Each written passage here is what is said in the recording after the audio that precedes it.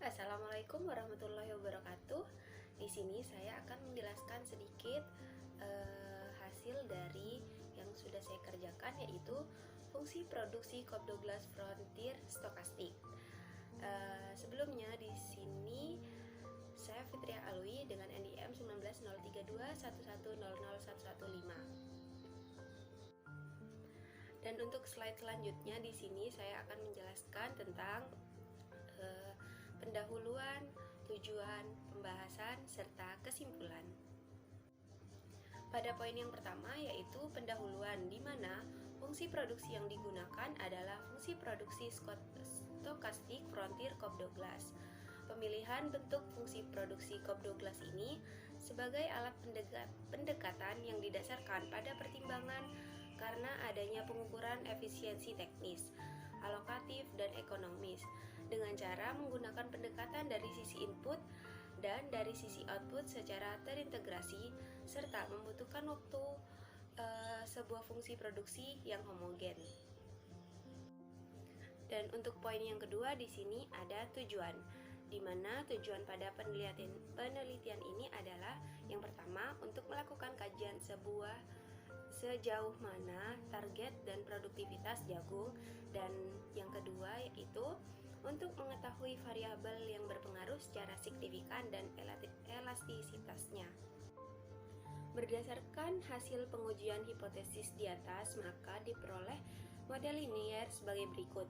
Ln Y sama dengan ln 3,160 ditambah 0,029 ln X1 ditambah 0,337 ln X2, sehingga model Cobdoglass yang dihasilkan adalah Y sama dengan 23.570 dan X1 mempunyai nilai sebesar 0,029, sedangkan X2 memiliki nilai sebesar 0,337.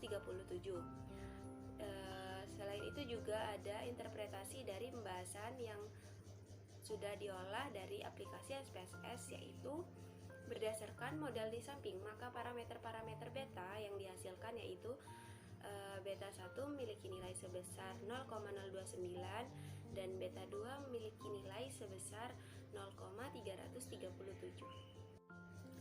Perhitungan nilai produksi maksimum pada MR1 yaitu diketahui P dikalikan dengan MPP yang memiliki nilai 10 dikali 0,029 kali 5. Kemudian hasilnya yaitu 1,45 dan lebih besar dari 1. Sedangkan nilai MR-nya dibagi dengan V lebih besar dari 1 yaitu memiliki nilai sebesar 1,45 lebih besar dari 1, sehingga secara ekonomis penggunaan faktor produksi benih belum efisien, dalam arti faktor produksi benih tersebut masih bisa ditambah. Dan untuk yang MR2 nya yaitu memiliki nilai sebesar 10 yang dikalikan dengan 0,337 dan memiliki nilai sebesar 3,37 lebih kecil daripada 4. Dan sedangkan untuk nilai MR dibagi V memiliki nilai sebesar 0,8 kurang dari 1, sehingga secara ekonomis penggunaan faktor produksi tenaga kerja belum efisien, dalam artian faktor produksi tenaga kerja tersebut masih bisa ditambah. Hai, Assalamualaikum warahmatullahi wabarakatuh. Di sini saya akan menjelaskan sedikit tutorial bagaimana cara pengaplikasian data ke Excel. Nah, di sini sudah ada data asli, yaitu produksi jagung, benih, tenaga kerja, pupuk kandang, dan pupuk fosfat. Dari data ini kita sudah memperoleh hasil yang sudah kita kalikan dengan NIM. Di sini caranya yaitu pada produksi jagung itu pada kolom pertama dikalikan dengan NIM yaitu 15, di mana 28 dikalikan 15 yaitu menghasilkan 420. Kemudian kita tarik drag ke bawah untuk mendapatkan hasil yang kita inginkan. Nah, begitupun juga untuk cara yang benih, tenaga kerja, pupuk kandang, dan pupuk fosfat, yaitu pada kolom yang pertama dikalikan dengan NIM. Begitupun juga dengan kolom yang kedua dikalikan dengan NIM. Setelah data yang dikalikan dengan NIM sudah kita temukan, kemudian kita menghitung lennya. Caranya itu kita tinggal memasukkan rumus dari len itu sendiri, yaitu sama dengan learn, kemudian kita klik kolom yang akan kita hitung. Setelah itu tutup kurung dan enter. Kemudian kita tinggal tarik drag ke bawah seperti cara-cara yang sebelumnya.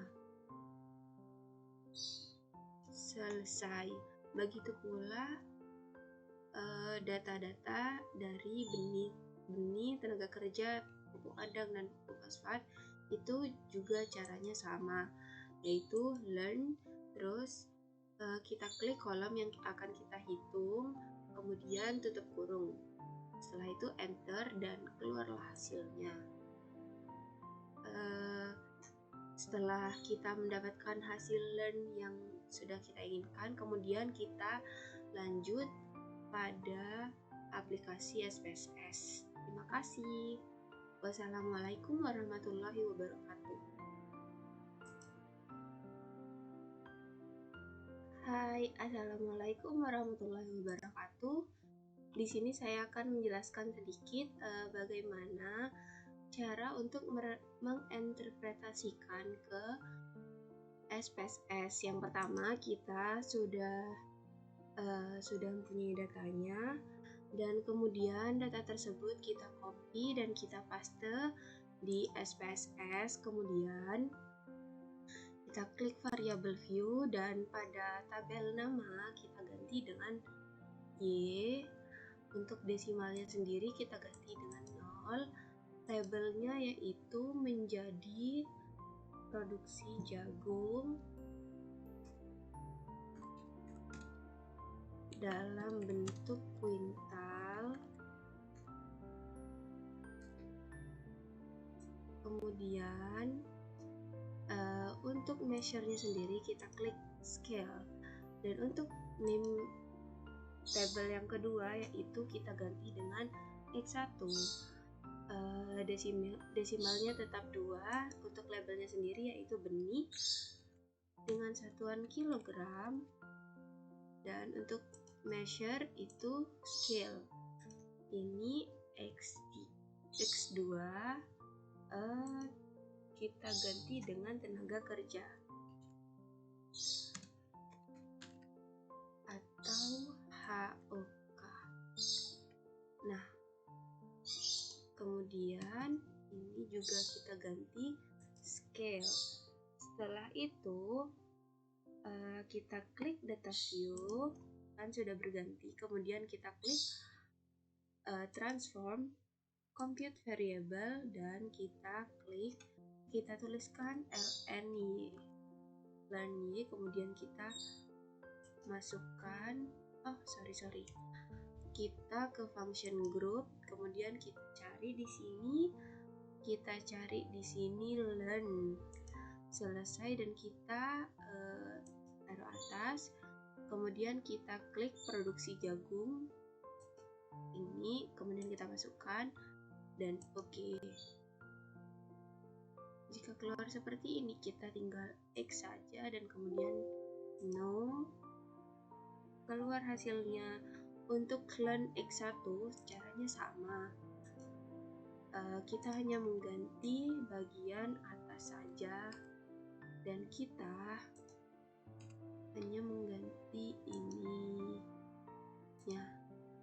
Oke, keluar seperti ini, kita no.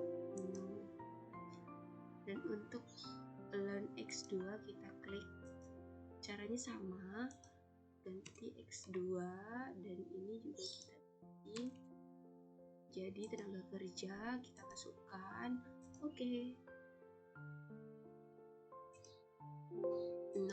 Setelah datanya ditemukan, lalu kita melakukan analisis regresi, yaitu dengan cara klik analyze, kemudian regression dan linear. Kemudian untuk variabel dependennya sendiri kita isi dengan len y. Dan untuk variabel independennya kita isi dan X1 dan X2. Kemudian kita klik OK dan kita tunggu hasilnya sampai keluar. Mendeteksi kasus inefisiensi yang ada di lapang. LR testnya memiliki nilai sebesar 6,9529, sedangkan nilai DF-nya mempunyai nilai 5 dan nilai kode PALM pada derajat kesalahan yaitu 0,05 sama dengan 5,138. Sedangkan untuk nilai LR testnya lebih besar dari kode PALM. Dalam analisis ini, hipotesa H0 ditolak dan yang diterima adalah hipotesa H1, sehingga dapat disimpulkan bahwa terdapat kasus inefisiensi di lapang. Kemudian pada slide selanjutnya di sini saya akan menjelaskan tentang uji pengaruh setiap variabel. Yang pertama ada beta 1. Nilai T hitung pada beta 1 yaitu memiliki nilai sebesar min 7,26. Artinya signifikan jika X1 atau produksi jagung dinaikkan sebesar 1%, maka output akan menurun sebesar min 0,694%. Dan untuk yang kedua, beta 2, nilai T hitung sebesar 2,81 signifikan. Jika X2 atau benih dinaikkan sebesar 1%, maka output akan meningkat sebesar 0,252%. Dan untuk yang ketiga, ada beta 3, di mana nilai T hitungnya memiliki nilai sebesar min 2,52, artinya tidak signifikan.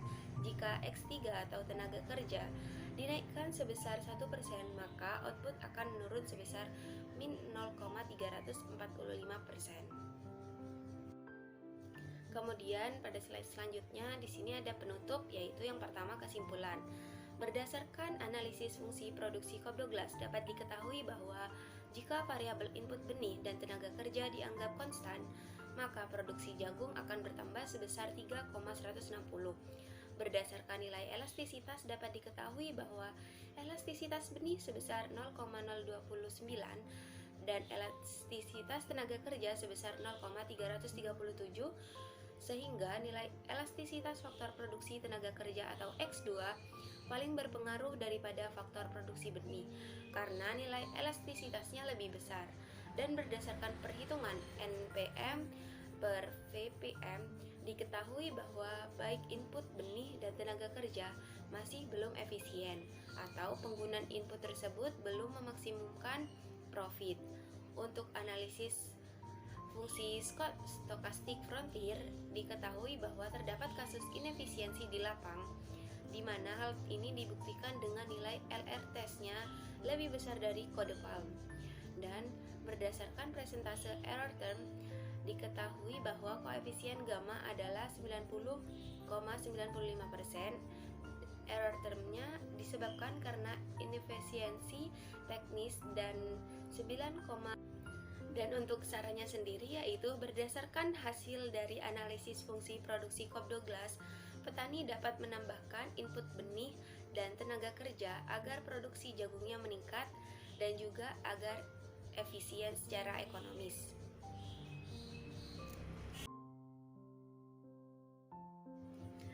Sekian presentasi dari saya, kurang lebihnya mohon maaf. Wassalamualaikum warahmatullahi wabarakatuh.